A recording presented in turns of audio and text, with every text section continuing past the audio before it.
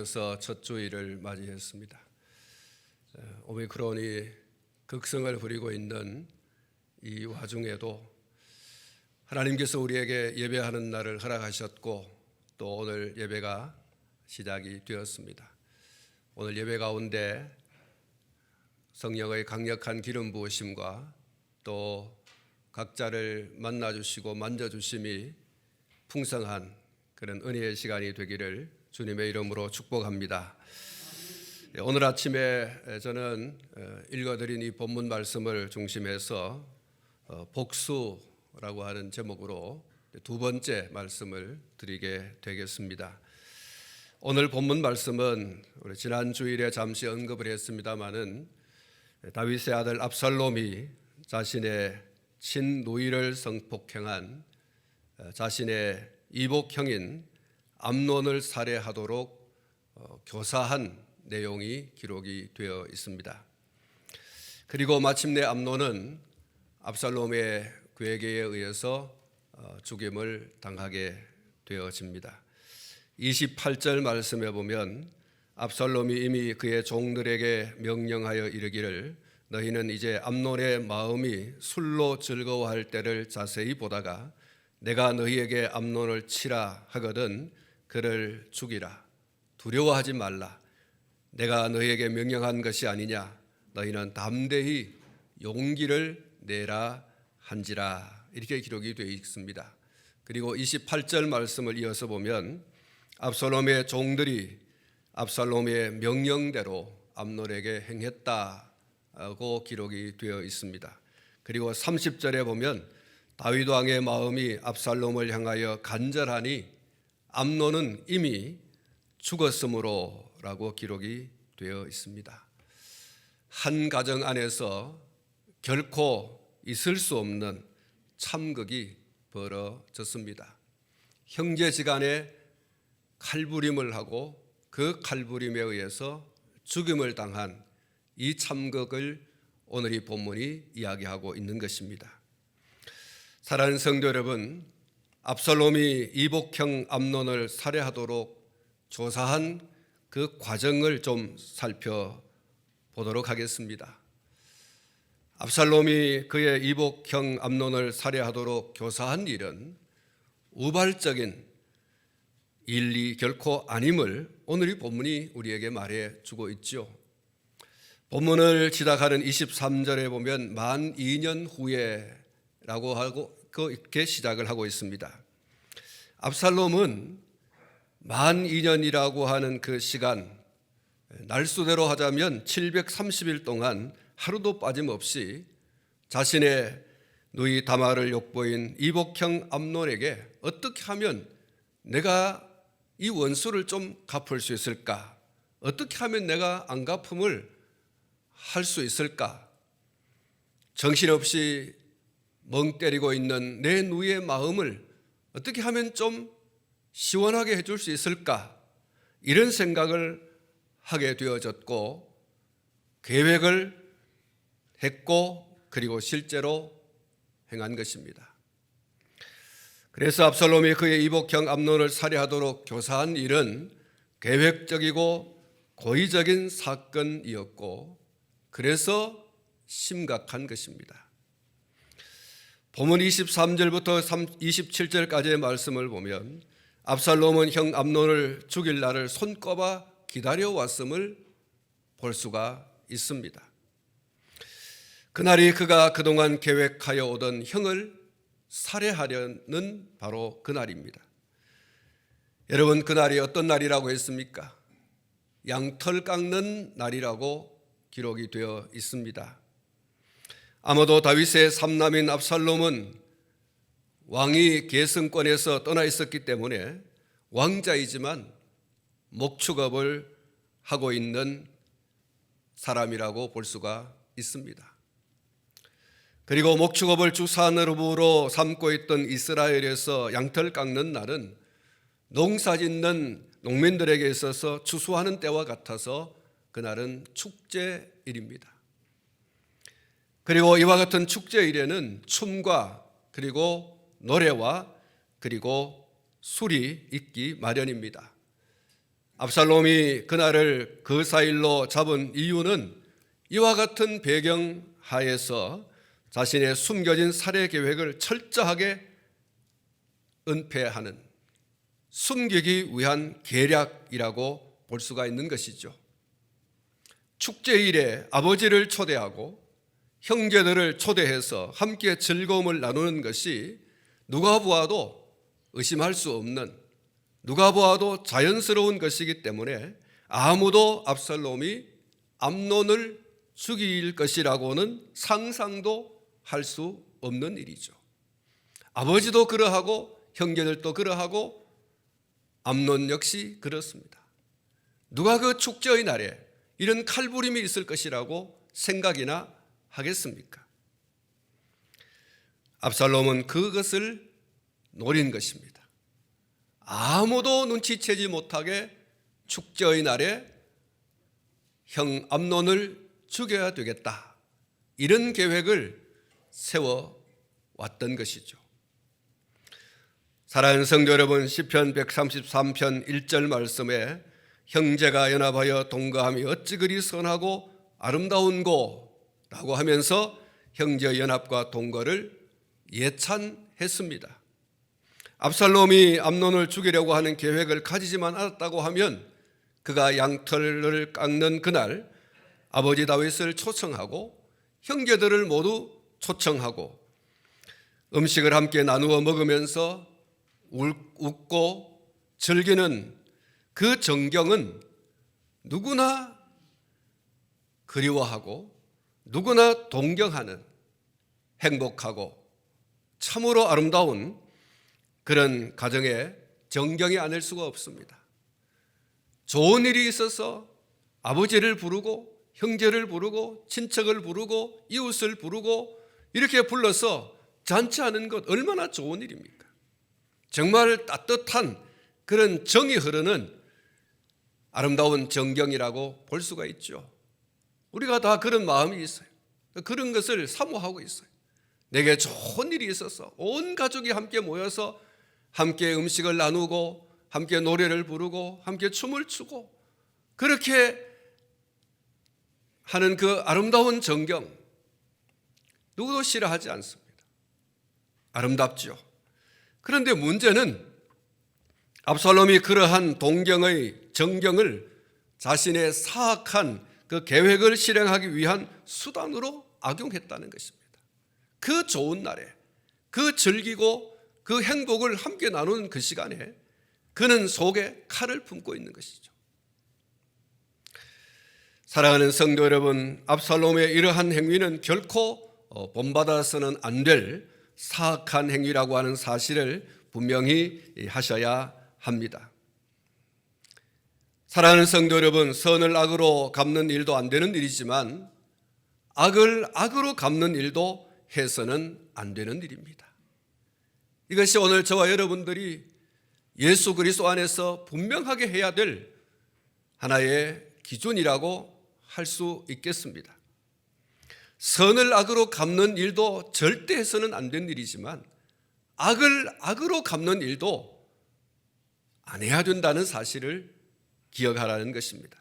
로마서 12장 17절 말씀에 아무에게도 악을 악으로 갚지 말고 모든 사람 앞에서 선한 일을 도모하라, 이렇게 말씀을 하고 있습니다.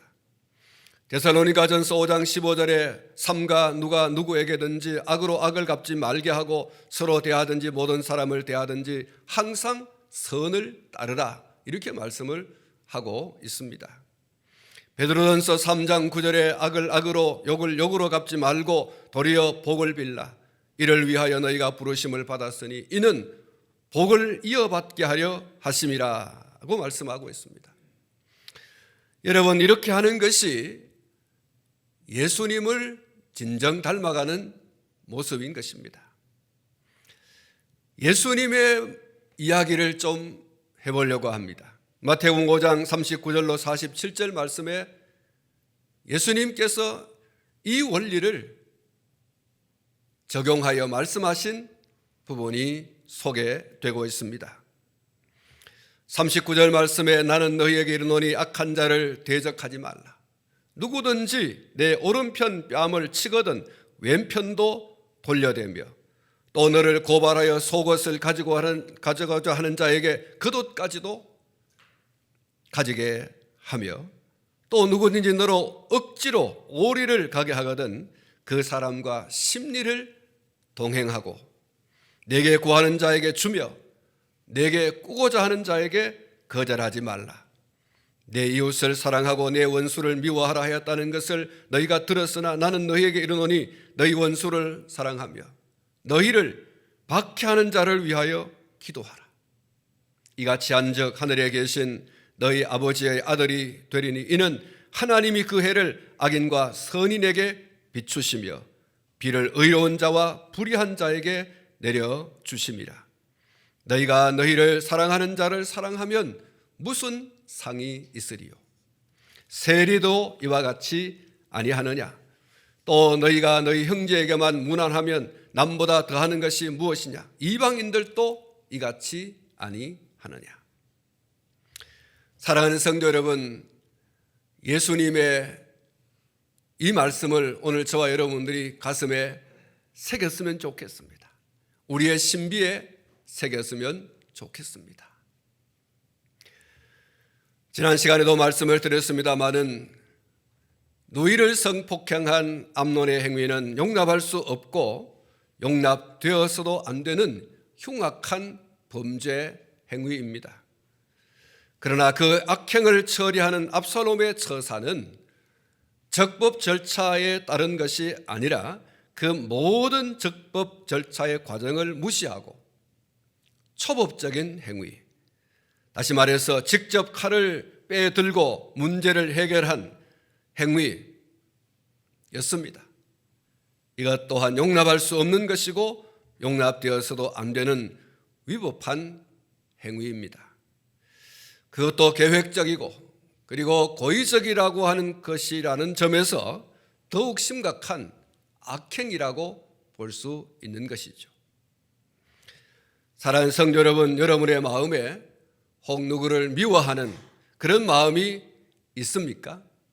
그 미워하는 마음을 그냥 내버려 두고 보자 라고 하는 이런 마음을 점점 키워오게 되어지면 여러분 어떤 일이 벌어지겠습니까? 그 보복하는 날을 계획하고 기다리고 있으면 어떤 일이 벌어지겠습니까? 미워하는 마음을 품었던 가인이 동생 아벨을 돌로 쳐 죽였습니다. 살인을 한 것이죠.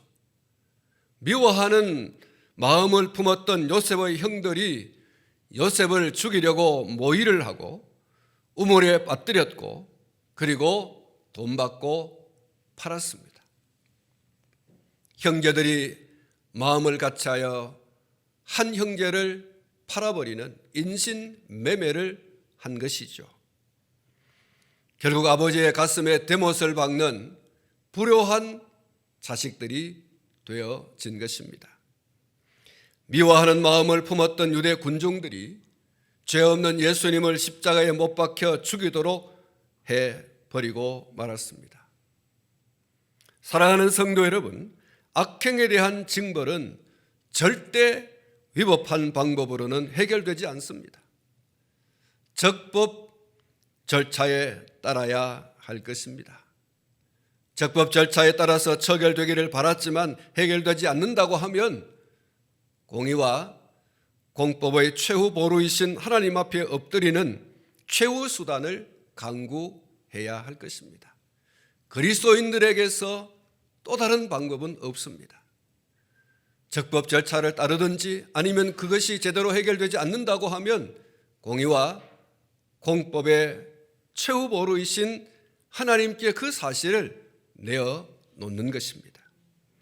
그렇게 함으로 로마서 12장 21절에서 말씀하신 악에게 지지 말고 선으로 악을 이기라고 하는 그 말씀을 이루는 주인공이 되어야 할 것입니다.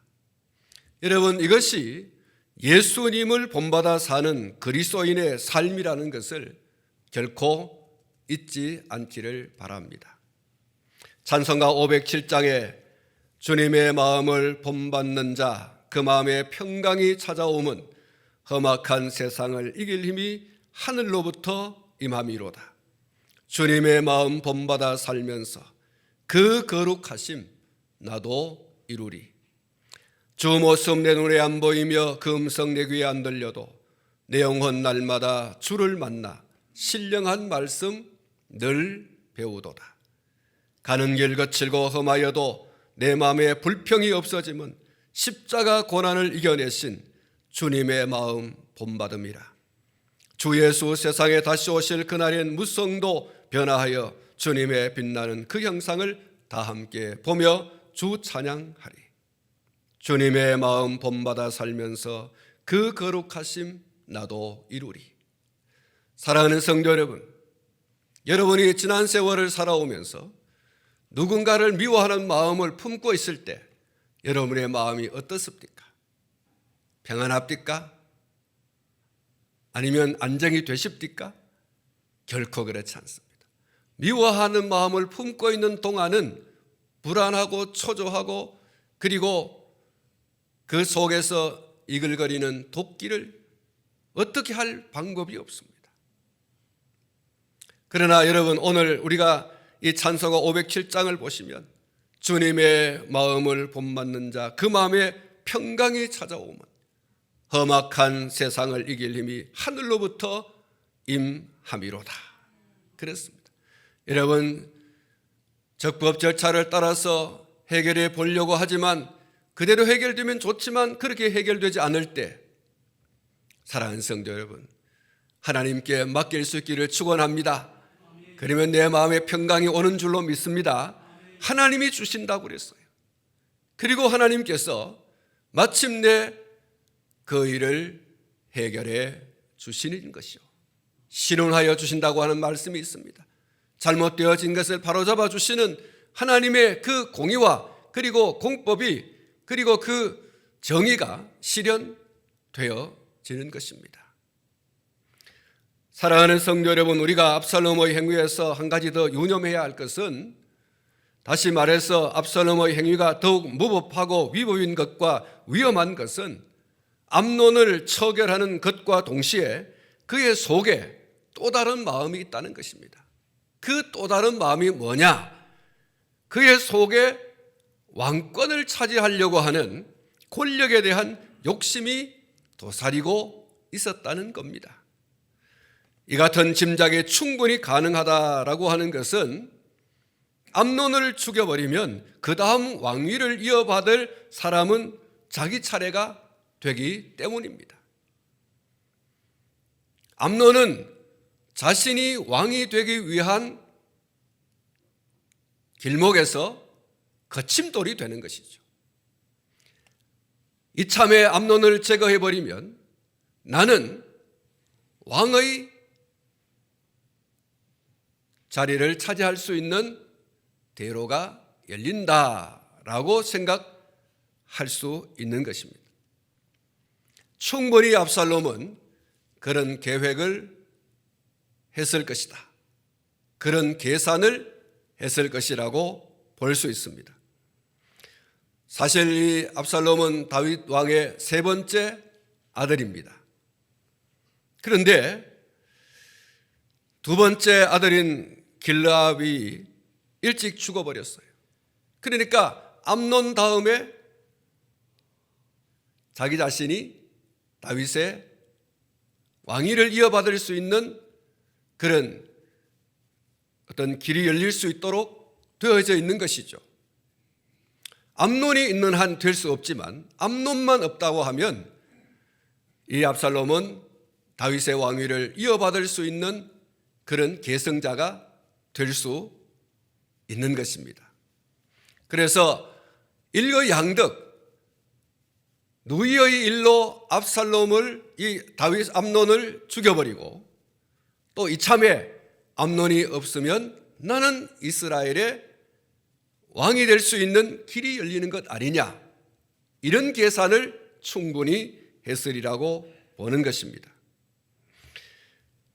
왜냐하면 15장에 들어가서 보면 그가 아버지 다윗을 상대로 해서 반정을 일으킵니다.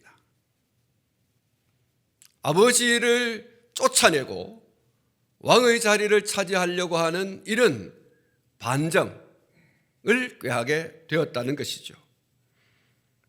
absalom의 이와 같은 숨겨진 음흉한 계획과 그 행위의 결과가 어떻게 되었습니까?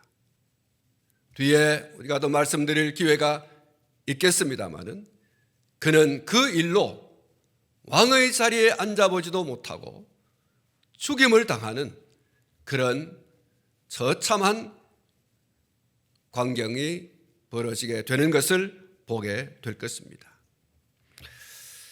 사랑하는 성도 여러분, 이제 저는 좀 더 본문을 통해서 말씀을 드리려고 하는 것은 압살롬의 계획에 말려들어서 죽임을 당한 이 암논의 미련함에 대해서 말씀을 좀 드리고자 합니다.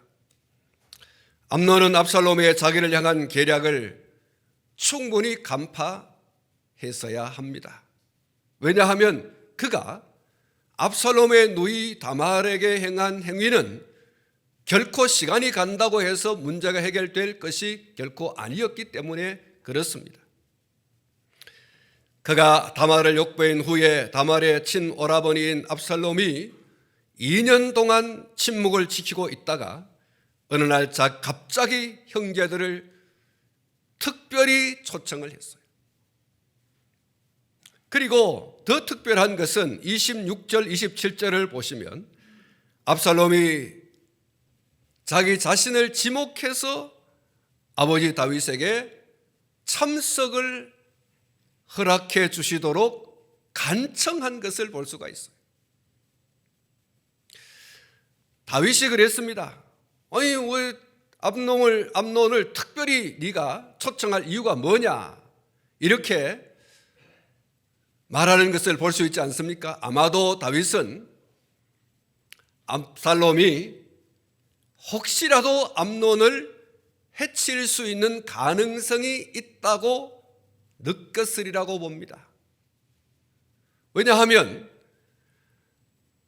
다말이 여전히 2년 동안 이 압살롬의 집에 기거를 하면서 정말 자기 자신이 이런 일을 당한 것에 대해서 분하고 또 그리고 수치스럽고 부끄러워서 어디 나댕길 수도 없고 그 충격에 하루하루를 마치 죽은 자와 같은 시간들을 보내고 있거든요. 그 친오라버니인 압살롬이 어떤 마음을 가지고 있을 것인가에 대해서 아버지인 다윗은 너무 잘 알고 있어요. 그래서 압살롬이 특별히 그 왕자들 가운데서 암논을 지목하여 아버지여, 암논 나의 형을 이 잔치에 올 수 있도록 그렇게 허락을 해 주십시오 라고 간청을 하지 않습니까? 그는 아주 간청을 했어요. 왜? 뭐 하려고? 이렇게 아버지가 물어봤잖아요. 그때에 압살롬은 자기의 모든 계획을 감추고 형이 와야 된다, 아버지를 대신하는 것 아니냐, 아버지가 오면 더 좋지만 아버지가 못 온다고 하시니 아버지를 대신하여 우리 집안을 대표하여 형, 맏형 암논이 와줬으면 좋겠다, 이렇게 간절하게 마치 아버지를 위하는 것처럼, 마치 형을 위하는 것처럼 그렇게 압살롬이 형 암논을 참석할 수 있도록 허락해 달라고 요청하는 것을 볼 수가 있습니다. 압살롬의 암논에 대한 숨겨진 계획, 그 계략 무엇입니까? 앞에서 이미 말씀을 드렸습니다만 28절에 압살롬이 이미 그의 종들에게 명령하여 이르기를 너희는 이제 암논의 마음이 술로 즐거워할 때를 자세히 보다가 내가 너희에게 암논을 치라 하거든 그를 죽이라. 그를 죽이라 그랬어요. 압살롬의 암논을 향한 계략, 숨겨진 의도, 그게 뭐냐? 형이 술로 즐거워할 때에 다시 말하자고 하면 술에 아주 쩔여 있을 때, 술에 완전히 마치 술독에 빠진 것처럼 술이 완전히 취하여졌을 때 아무런 행위를 할 수 없는, 몸은 가릴 수 없는 그런 어떤 지경에 이르게 되어졌을 때 그를 죽여라는 거죠. 그를 죽여라. 여러분, 이것이 압살롬이 암논을 향하여 가졌던 계략입니다. 그런데 여러분, 압살롬이 이런 계략을 가지고 있음에도 불구하고 암논은 아무런 의심 없이 압살롬의 초대에 응하여 찾아갔고, 그는 압살롬이 의도한 대로 잔치 자리에서 대취하였습니다. 술을 얼마나 부어 마셨는지 정신없어요. 그 정신없는 술 취한 상태에서 그는 죽임을 당하게 됩니다. 잠언 23장 1절에서 3절에 보면 내가 관원과 함께 앉아 음식을 먹게 되거든 삼가 내 앞에 있는 자가 누구인지를 생각하며 내가 만일 음식을 탐하는 자이거든 내 목에 칼을 둘 것이니라. 그의 맛있는 음식을 탐하지 말라. 그것은 속이는 음식이니라. 여러분, 암논은 충분히 압살롬에 대해서 경계해야 됩니다. 앞에 말씀을 드린 것처럼 그는 도저히 할 수 없는 악행을 저질렀기 때문에 그렇습니다. 직접적으로 관련되어져 있는 그 당사자가 초청을 했지 않습니까? 아무리 형제이지만 그 형제가 초청을 했어요. 그날이 잔치의 날이라고 하더라도 그는 경계해야 돼요. 잠언 성경에 뭐라 그랬습니까? 내 목에 칼을 두라. 죽기를 각오하지 않으면 안 되는 거예요. 내가 오늘 이 음식을 먹다가 죽어도 괜찮다. 그럴 마음이면 가서 먹어도 되는 거죠. 근데 암논이 전혀 무방비 상태로 동생 압살롬의 초청에 응하여 가서 음식을 먹었습니다. 그 음식을 먹는데도 여러분, 이 사람이 아주 식탐이 있는 사람인 것 같고 또 이 사람이 아주 이 술을 좋아하는 주색의 밝은 사람이라고 볼 수가 있는 것이죠. 어떻게 술을 이렇게 정신없이 퍼마셔가지고 죽는 줄도 몰랐을까? 그래서 그는 참 미련한 사람이다, 이렇게 볼 수가 있는 것이죠. 여러분, 성경에 술 좋아하는 사람에게 이렇게 경고를 하고 있는 부분이 있습니다. 잠언 23장 29절로 35절 말씀에 보면 재앙이 네게 있느뇨, 근심이 네게 있느뇨, 분쟁이 네게 있느뇨, 원망이 네게 있느뇨, 까닭 없는 상처가 네게 있느뇨, 붉은 눈이 네게 있느뇨, 술에 잠긴 자에게 있고 혼합한 술을 구하러 다니는 자에게 있느니라. 포도주는 붉고 잔에서 번쩍이며 순하게 내려가나니 너는 그것을 보지도 말지어다. 그것이 마침내 뱀같이 물 것이요 독사같이 쏠 것이며 또 내 눈에는 괴이한 것이 보일 것이요 내 마음은 구부러진 말을 할 것이며 너는 바다 가운데에 누운 자 같을 것이요 돛대 위에 누운 자 같을 것이며 내가 스스로 말하기를 사람이 나를 때려도 나는 아프지 아니하고 나를 상하게 하여도 내게 감각이 없도다. 내가 언제나 깰까 다시 술을 찾겠다 하리라. 여러분, 이런 얘기가 있지 않습니까? 처음에 사람이 술을 마시지만 시간이 지나면 술이 사람을 먹는다는 말이 있습니다. 사랑하는 성도 여러분, 성도는 술자리를 찾아도 안 되고 혹 술자리에 앉아 있다고 하더라도 술을 마셔서는 안 됩니다. 왜 그렇습니까? 술이 가져오는 낭패한 일 때문에 그렇습니다. 우리 신앙의 선배 노아도 술 먹고 일이 벌어진 것 기억하시죠? 술이 취하여 벌거벗었고 벌거벗은 몸을 아들 함이 보게 되어졌고 그 사실을 함이 형들에게 가서 이야기해버렸습니다. 마침내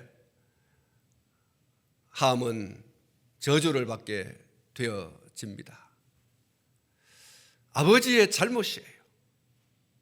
아무리 포도주가 물을 대신하는 것이라 하더라도 그것을 그렇게 대취하도록 먹고 몸을 가눌 수 없게 되어진다고 하면 그것은 부끄러운 일을 충분히 할 수 있는 것이죠.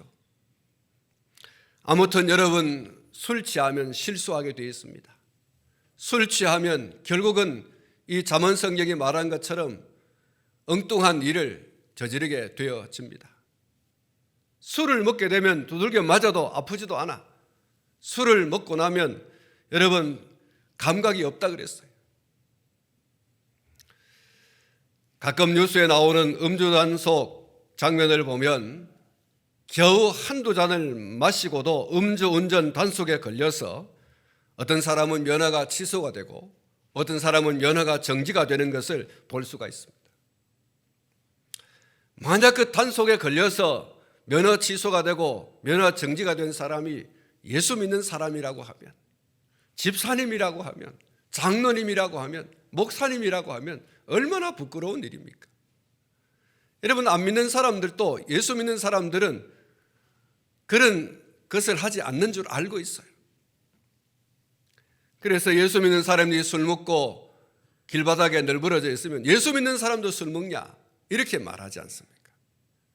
그런데 하물며 아무런 감각 없이 여러분 술을 퍼마시고 그리고 술에 되취하여서 몸을 가눌 수 없을 지경이 된다고 하면 정말 부끄러운 일이죠. 어떤 분은 술을 너무 마셔서 다음 날 술이 깬 후에도 전혀 전날의 기억을 못한다는 거죠. 소위 속된 말로 무슨 테이프가 끊겼다고 그러잖아요. 그리고 그것이 어떤 사람에게는 일을 저질러 놓고 그 저지른 일을 수습하지 못하여 피하는 탈출구로 사용하는 분도 있어요. 술에 취했다고 하는 핑계를 삼아서 죄를 덮으려고 하는 일들이 있다는 거죠. 사랑하는 성도 여러분, 믿지 않는 사람들이야 혹 그런다 할지라도 믿는 사람들은, 예수님을 믿는 사람들은 결코 그런 수치스러운 일들을 행해서는 안 될 줄 압니다. 성경은 오히려 우리에게 술 취하지 말라, 이는 방탕한 것이다. 성령의 충만함을 받아라. 할렐루야. 성령 충만 받아라 그랬어요. 성령에 충만하여 성령께서 맺게 하시는 열매를 맺어라. 여러분, 술 취하는 것과 성령 충만이 어떻게 보면 그저 좀 비슷해요. 유사해요. 그런데 그 결과는 다릅니다. 술 취한 사람도 여러분 그 술에 빠져서 헤어나지 못하고 그리고 온갖 죄를 저지르지 않습니까? 성령 충만한 사람도 성령이 충만하여 성령이 이끌으신 대로 행하지 않습니까? 말하고 행동하여. 그런데 결과는 술 취한 사람이 행하는 것과 전혀 다른 거예요. 사랑과 희락과 화평과 온유와 충성과 절제와 양선, 이것이 성령이 맺게 하시는 열매예요. 그러므로 여러분, 술 취하지 말라, 이는 방탕한 것이다. 대신에 성령 충만을 받아라. 할렐루야. 한번 따라 하십시다. 술 취하지 말라. 왜 안 따라 하십니까? 술 취하고 싶습니까? 한번 따라 하십시다. 술 취하지 말라. 이는 방탕한 것이니 성령 충만을 받아라. 여러분, 오직 그랬어요. 에베소 5장 18절 말씀에 오직 성령 충만을 받아라. 성도가 충만하여질 것이 있다고 하면 성령 충만밖에 없다는 거예요. 여러분, 잠언 성경에서 보지도 말라 그랬어요. 술이라고 하는 것을 보지도 말라. 여러분, 예수 믿는 사람들 술 만들지도 말고 술 보지도 말고 술 마시지도 말라 그랬어요. 그것이 가져오는 낭패 때문에 그렇습니다. 혹시 여러분 집안에 진열장에 술 고이 모셔놓은 분 안 계십니까? 여러분, 김경승 목사 오늘 콸콸 다 쏟아버리세요. 그러나 혹시 약으로도 쓸 수도 있기 때문에 아주 귀한 그 약이 꼭 필요하신 분에게 그걸 주십시오. 예수 믿는 사람들 밤에 잠 안 온다고 괜히 홀짝홀짝 마시다 보면 여러분 한 잔이 두 잔 되고 두 잔이 세 잔 되고요. 마침내 여러분 술의 종노릇 할 수밖에 없어요.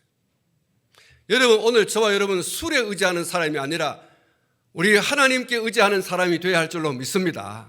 성령께 의지하는 사람이 되셔야 되지 여러분 술에 의지하여서 살아가려고 하는 것은 마땅하지 않는 거예요. 술이 가져오는 낭패가 얼마나 여러분 큰가라고 하는 것은 두말할 필요가 없는 겁니다. 그래서 성경은 우리에게 술 취하지 말라고 강력하게 경고하면서 오직 성령의 충만함을 받으라 이렇게 권고를 하고 있는 것입니다. 사랑하는 성도 여러분, 암논은 자신의 누이를 성폭행하고 그녀의 인생을 짓밟아 놓고도 2년의 세월이 흐르는 동안 아무런 반성과 회개가 없습니다. 한 번도 누이를 찾아가서 혹은 압살롬을 찾아가서 혹은 아버지 앞에 내가 득죄했다, 용서해 주십시오, 나를 용서하라, 하나님 앞에 엎드려 하나님이여 내가 도저히 할 수 없는 이런 악행을 하였으니 용서해 주십시오, 하나님 앞에 처절하게 통회하며 자복해야 했었습니다. 그런데 2년의 세월이 흐르는 동안에 단 한 번도 자기의 죄악에 대해서 회개한 적이 없어요. 반성한 적이 없어요. 어쩌면 그의 죽음이 그가 저지른 죄에 대한 대가이거나 이런 뻔뻔함의 결과가 아니겠는가? 물론 압살롬이 2년 동안 차곡차곡 쌓아 올린 미움의 감정과 미운 감정을 벗어나지 못하고 마침내 복수의 칼을 갈고 그 복수의 칼을 들어서 형제를 살해한 이 행위 역시 절대로 본받아서는 안 될, 오히려 단죄 받아야 마땅한 일이라는 것도 잊지 말아야 하겠습니다. 다시 한 번 더 강조합니다. 성령 충만 받으시기를 축원합니다. 오늘 저와 여러분은 성령 충만 받아야 돼요. 그리함으로 성령의 소욕으로 여러분 충만하게 되어졌어. 육신의 소욕에서 벗어나는 이 자유, 육신의 소욕을 벗어나서 성령의 소욕으로 충만한 이런 진정한 자유와 해방을 누리는 주인공이 될 수 있기를 주님의 이름으로 축원합니다. 기도하겠습니다.